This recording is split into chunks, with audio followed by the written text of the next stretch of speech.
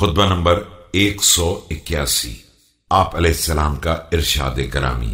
اس جماعت سے متعلق ارشاد جو خوارج سے مل جانے کا تہیہ کیے ہوئے تھی۔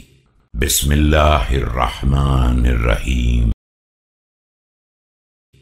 وقد أرسل رجلا من أصحابه يعلم له علم أحوال قوم من جند الكوفة قد هموا باللحاق بالخوارج وكانوا على خوف منه عليه السلام فلما عاد إليه الرجل قال له، جب آپ علیہ السلام نے ایک شخص کو کوفے کی اس جماعت کی تحقیق کے لیے بھیجا جو خوارج سے ملنا چاہتی تھی اور حضرت علیہ السلام سے خوف زدہ تھی، اور وہ شخص پلٹ کر آیا تو آپ علیہ السلام نے سوال کیا، أأمنوا فقطنوا أم جبنوا فذعنوا؟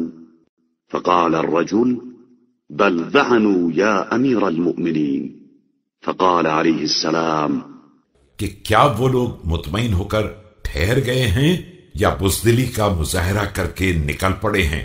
اس نے کہا کہ وہ کوچ کر چکے ہیں، تو آپ علیہ السلام نے فرمایا، بعدا لهم كما بعدت ثمود أما لو أشرعت الأسنة إليهم وصبت السيوف على هاماتهم لقد ندموا على ما كان منهم إن الشيطان اليوم قد استفلهم وهو غدا متبرئ منهم۔ خدا انہیں قوم سمود کی طرح غارت کر دے۔ یاد رکھو کہ جب نیزوں کی انیاں ان کی طرف سیدھی کر دی جائیں گی اور تلواریں ان کے سروں پر برسنے لگیں گی تو انہیں اپنے کیے پر شرمندگی کا احساس ہوگا۔